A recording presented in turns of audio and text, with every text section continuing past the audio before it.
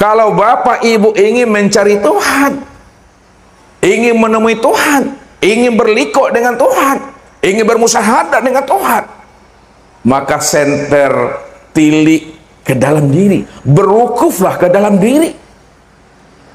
Ya. Ini Allah katakan, wa fi anfusikum afala tubsirun, awalam yatafakkaru fi anfusihim. Pada dirimu, kata Allah, kenapa tidak kamu pikirkan bahwa aku yang menjadi rahasia dirimu, aku telah wujud dan nyata pada dirimu, kenapa tidak kamu pikirkan, kata Allah. Itulah rahasianya. Maka untuk mengenal Allah, untuk mencari dan menemui Allah, wajib kita mengenal diri, karena diri kita itu adalah rahasia daripada dirinya. Apabila kita sudah mengenal diri, maka disitulah Bapak Ibu bisa mengenal Tuhan.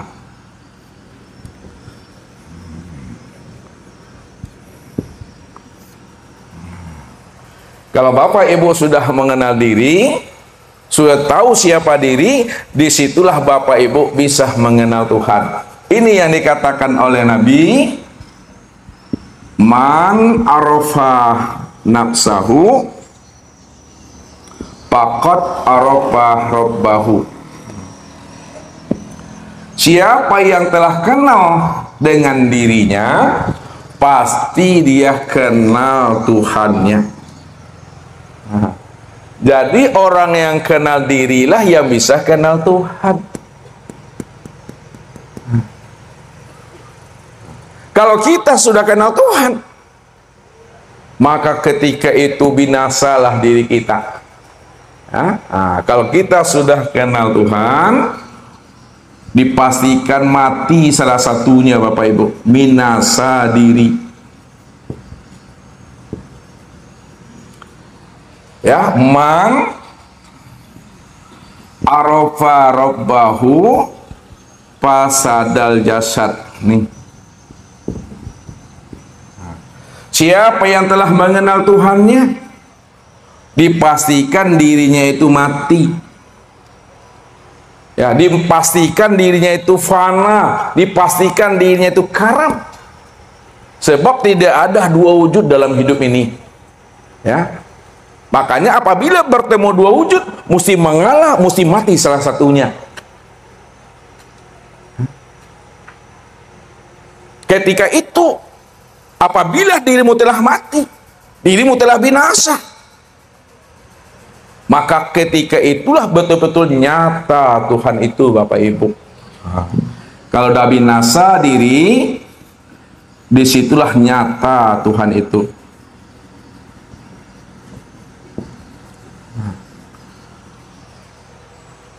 Apa kata Allah? La ilaha illahu, la ilaha illahuwa, kullu syai'in halikun illa wajahahu. Tidak ada yang nyata, tidak ada yang wujud, melainkan yang nyata dan wujud itu adalah Dia. Dia itu dianya Allah Bapak Ibu.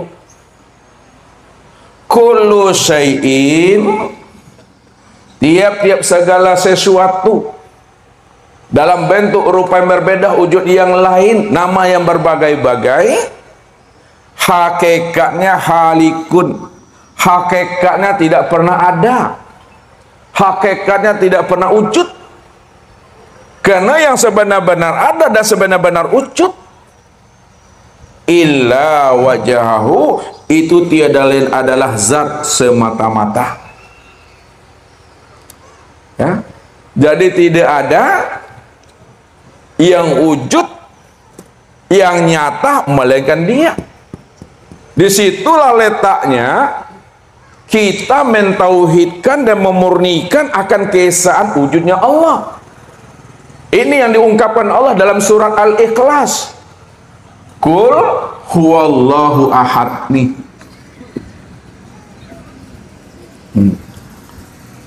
Katakanlah bahwa Allah itu adalah Ahad. Ahad itu maknanya adalah Esa. Esa itu maknanya satu. Satu itu maknanya adalah tunggal. Tunggal itu maknanya tiada berbilang. Tiada berbilang itu maknanya hanya dia satu-satunya.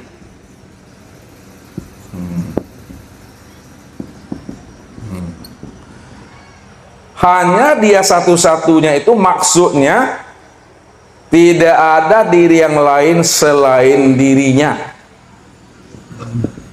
Tidak ada diri yang lain selain dirinya. Selain dirinya. Itu maknanya. Tidak ada diri yang lain selain dirinya, hanya dialah yang wujud secara mutlak semata-mata. Dia yang wujud secara mutlak semata-mata. Itulah makna ahad itu, Bapak Ibu. Pertanyaan Ustaz, kalau Bapak Ibu paham bahwa Allah itu ahad, esa, tunggal dan tiada berbilang, adakah yang wujud selain Allah? Tidak. Adakah Bapak Ibu selain Allah?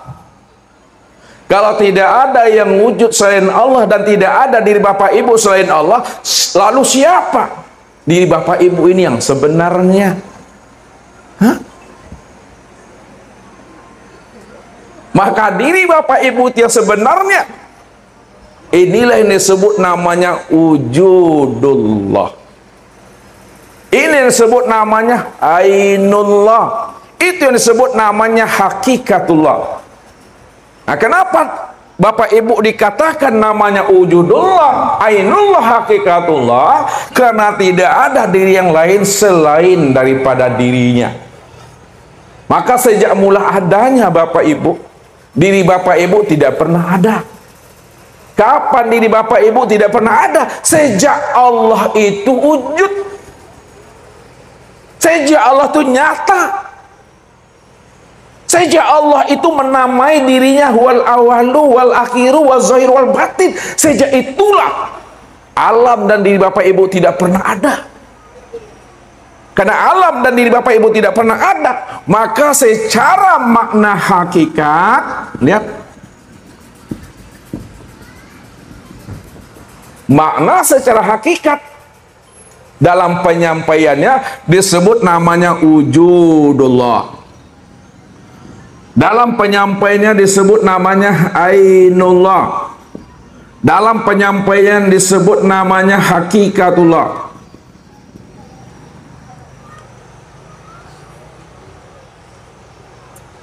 Lalu bagaimana pula kalau dihantarkan dengan bahasa thariqat?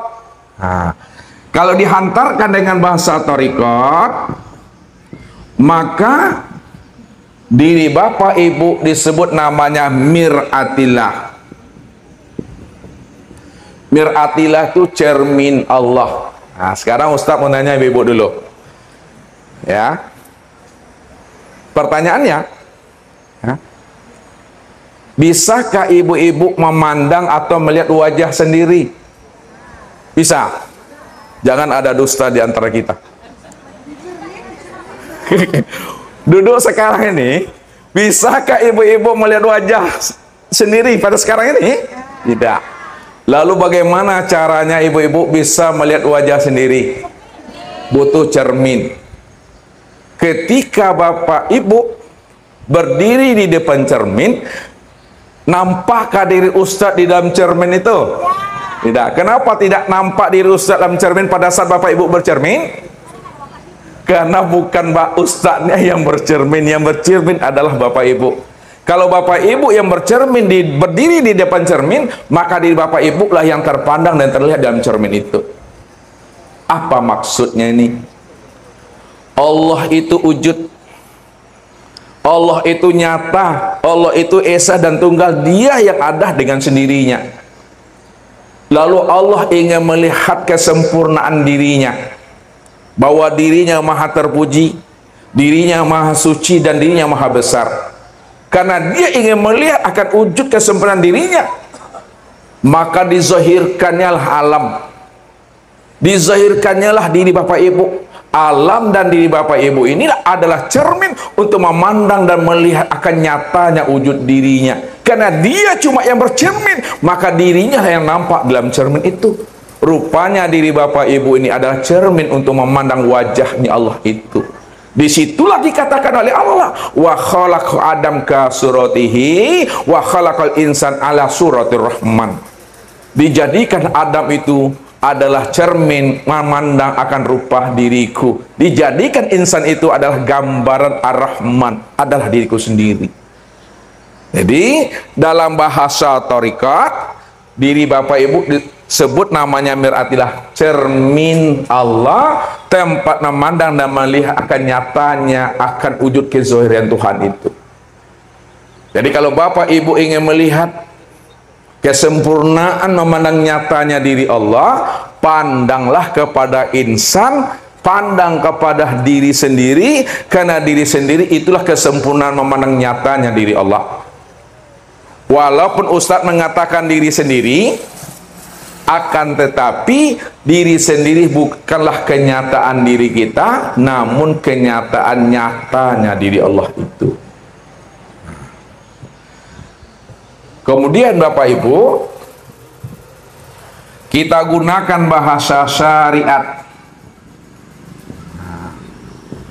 Dalam bahasa syariat, cara penyampaiannya, bahwa diri Bapak Ibu itu disebut namanya Abdullah, hamba Allah.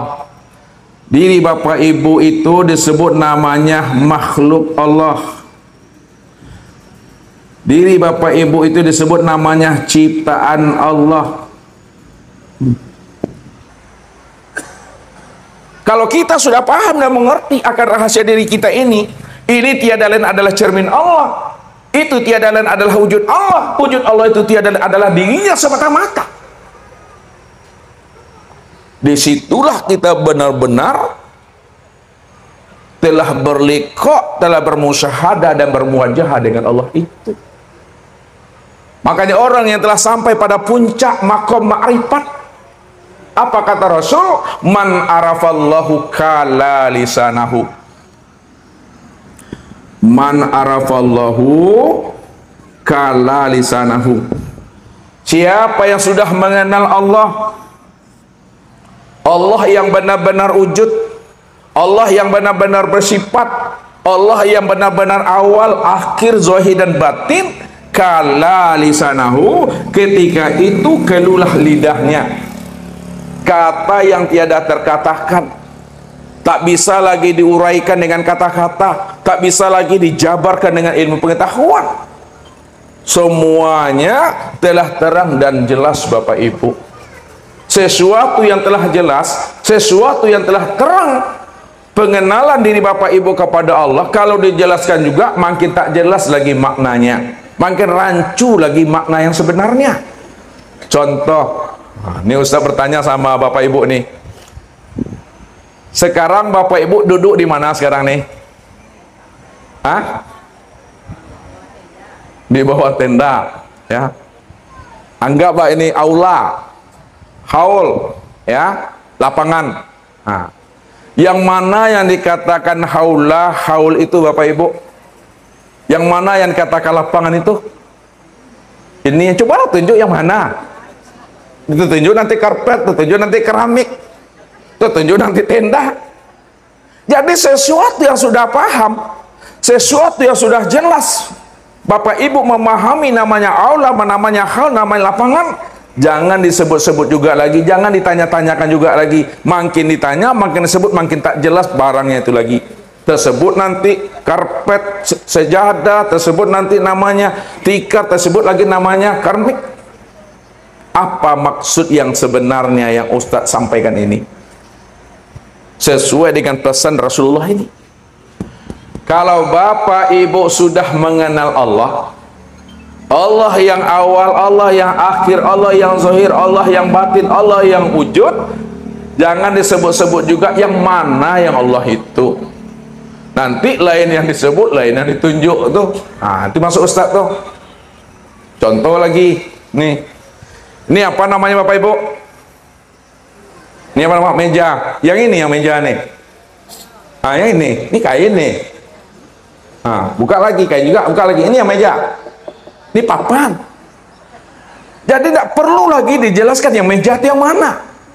Cukup disadari dan dipahami. Mengenal Allah itu. Kalau kita sudah kenal, cukup disadari, diam dan diimani. Itulah makna kala lisanahu itu yang sesungguhnya. Maka rahasiakanlah diri Allah itu pada diri masing-masing. Jadi yang hakikat letakkan di dalam, ya, yang syariat letakkan di luar.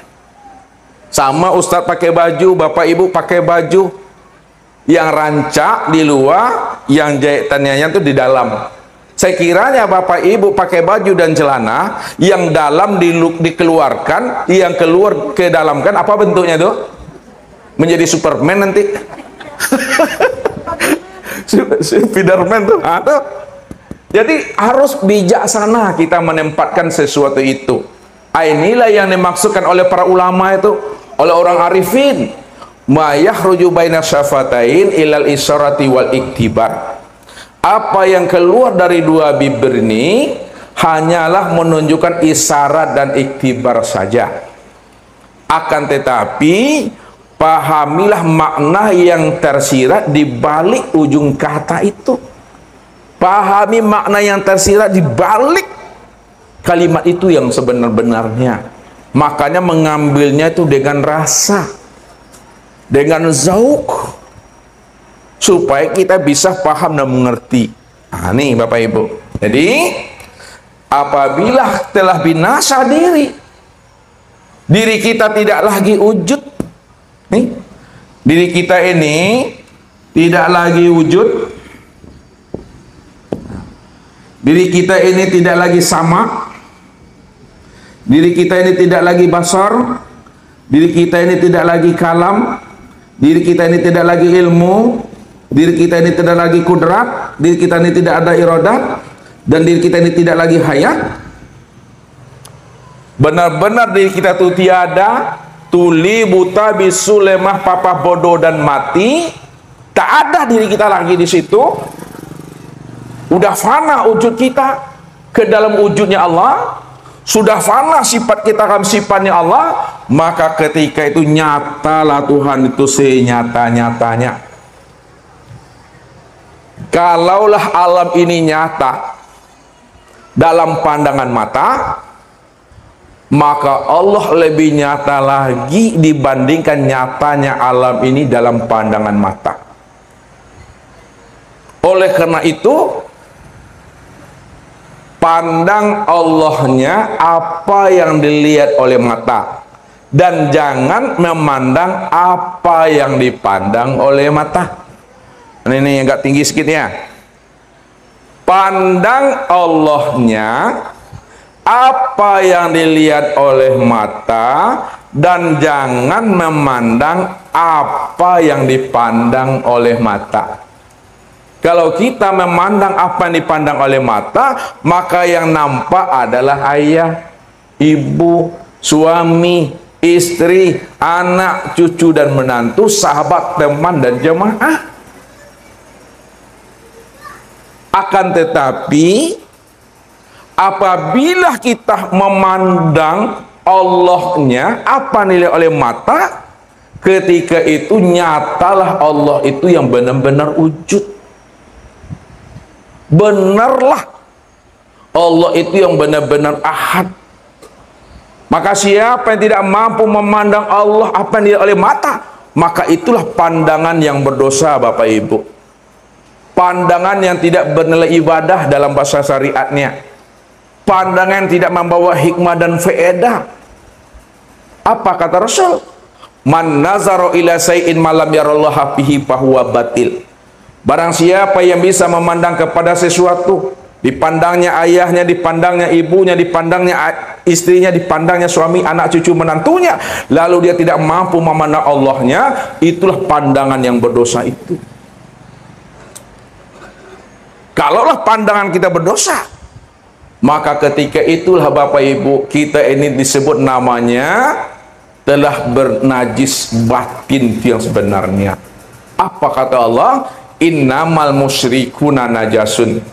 Sesungguhnya orang musyrik itu orang yang tidak mengenal Allah, orang yang tidak memandang Allah, maka itulah yang najis itu. Kenapa dikatakan najis? Karena dia tidak mampu mengenal dan memandang akan Tuhannya. Maka wajib kita ini setiap harinya mandinya mandi hadas besar, mandi junub Bapak Ibu. Walaupun Bapak Ibu tidak junub secara zahir, tapi ketika kita tidak mengenal Allah, ketika kita tidak terpandang Allah, maka ketika itu kita telah junub, itu yang hadas besar itu. Ini mesti pahami. Ya, betul-betul nyata Tuhan itu. Apa kata Allah? La ilaha illahu. Tidak ada yang nyata, tidak ada yang wujud, melainkan yang nyata dan wujud itu hanyalah Dia. Kullu syai'in halikun ila wajahahu. Tiap segala sesuatu yang wujud dan yang nyata, hakikatnya itu binasa. Illa wajahahu, yang nyata itu hanya zat semata-mata. Ini yang mesti kita nafikan dan kita isbatkan ketika Bapak Ibu membaca kulimah tauhid la ilaha illallah. Lihat.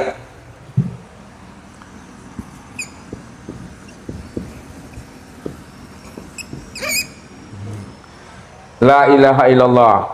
Ya. Apa artinya itu Bapak Ibu? Arti la ilaha illallah apa? Tidak ada. Itu terjemah ya. Itu arti namanya. Kalau maknanya apa? Maknanya apa? Maknanya tidak ada yang nyata melainkan Allah. Ini yang mesti kita jazamkan, kita i'tiqadkan, kita patrikan ke dalam diri. Karena kalimat tauhid ini Bapak Ibu, ada kalimat nafinya dan ada kalimat isbatnya. Lihat, mana yang nafi dan mana yang isbat. La ilaha, ini disebut namanya kalimat nafi. Sedangkan illallah disebut namanya kalimat isbat.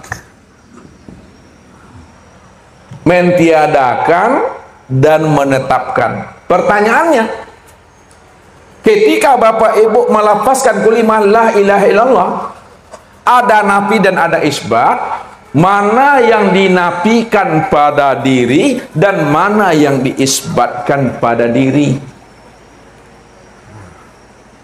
Tahu ibu-ibu? Lain tak tahu dah.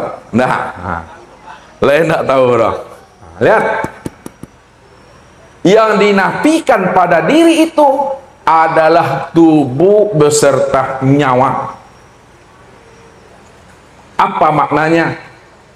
Tidak ada yang nyata pada tubuhku, kulitku, dagingku, urat, tulang, hati, jantung, rabu, empedu, buah punggung, ruh dan sirku, itu dinafikan. Illallah, baru diisbatkan. Yang benar-benar nyata pada tubuhku, kulit, daging, urat, tulang, limpa, hati, jantung, rabu, empedu, buah punggung, ruh dan sirku, hanya Allah semata-mata. Dia yang wujud dan Dia yang nyata, karena tidak ada alam selain Dia, tidak ada sesuatu selain Dia, tidak ada di Bapak Ibu selain Dia, hanya Dialah satu-satunya itu. Ini yang selalu i'tiqad pada saat memandang, pada saat berkata, pada saat berjalan, pada saat melangkah, pada saat bergerak dan pada saat diam, sampai habisnya usia umur kita itu. Inilah orang yang telah berada di dalam kuliman la ilaha illallah, dan itulah diri yang telah berkelima. Jadi diri yang berkelima itu Bapak Ibu tidak hanya sekedar melafazkan kulimah la ilaha illallah, tidak hanya sebatas mengucapkan la ilaha illallah. Diri yang benar-benar berkelima itu di mana dia telah mengenal diri yang bernama Allah itu, di mana dia sudah mengenal diri yang punya nama itu. Sebab apa? Al-ismu wal musamma wahid. Nama dengan diri yang punya nama itu adalah esa Bapak Ibu, satu, tidak pernah berpisah cerai. Contoh, nih, anggaplah ini gula, ini manisnya. Apakah seperti ini pemahamannya, ini gula, ini manisnya? Berpisahkah manis dengan gulanya? Tidak. Kalau tidak berpisah manis dengan gula, lalu manis itu letaknya di mana? Manis itu letaknya di gula. Manis itu letaknya di gula. Jadi kalau kita sebut namanya spidol, kita sebut namanya mik, ini orangnya spidol tuh. Disebut namanya mik, ini orangnya itu. Disebut namanya kopiah, ini orangnya. Disebut namanya tangan, ini orangnya. Ketika Bapak Ibu menyebut Allah, mau orangnya, mau wujudnya, terang dan nyata tuh. Makanya kalau Allah telah nyata, Allah telah zahir, Allah telah wujud, tak nampak juga sama Bapak Ibu nyatanya Allah itu, itu yang butuh sangi itu Ustaz tuh. Ya, sangi-sangi butuh. Kain lah menjadi baju, bacari-cari jo kain dulu, padahal lah menjadi bajunya. Mestinya Bapak Ibu ketika memandang baju, yang terpandang itu adalah kain. Jadi jangan dicari juga kain lagi. Kalau udah lupakan ke tukang jahit, jangan ditanya oleh kain awak, maaf Pak Tukang, karena jadi baju tuh. Begitu Bapak Ibu mesti memahaminya. Ya, ketika Bapak Ibu suruh anak, ini gelas kaca. Lihat, ya, gelas yang terbuat dari kaca. Kenapa manusia ini selalu ya tertipu memandang kaca? Anak kita disuruh memahami kaca, ya, lalu tak mampu dia memandang kaca pada gelas, padahal kaca itu sudah berbentuk gelas. Apa sebabnya mereka tidak mampu memandang kaca pada gelas? Karena selalu tertipu memandang bentuk dan rupa Bapak Ibu. Bagaimana cara kita mengajarkan kepada anak kita supaya dia mampu memandang kaca pada gelas nih? Diapakan gelas itu Bapak Ibu? Dipecahkan. Kalau kaca gelas itu sudah pecah, tidak ada lagi bentuknya, tidak ada lagi rupanya, barulah nyata kaca itu sebenarnya. Contohnya ketika Bapak Ibu membersihkan perkaran rumah, masuk kaca ke dalam kaki kita itu, kita tidak tahu itu apa kacanya itu, kaca semprong kah, kaca gelas kah, kaca pring, kita tidak tahu karena tidak berbentuk dan tidak berupa. Begitu memahaminya. Kalau kita ingin tahu kaca yang sebenar-benarnya pada gelas ini, hancurkan bentuk dan rupa gelas ini, barulah nyata kaca itu yang sebenar-benarnya. Apa maksudnya ini? Kenapa manusia tidak mampu memandang Allah yang sudah nyata pada alam dan nyata sempurna pada dirinya? Kita selalu juga tertipu memandang bentuk dan rupa. Bagaimana supaya kita bisa memandang Allah pada diri? Kalau sama gelas pecahkan, kalau sama diri hancurkan, meleleh darah itu. Lihat, maka gunakanlah bahasa yang paling tepat, cari ya kata yang paling pas untuk menghantarkan.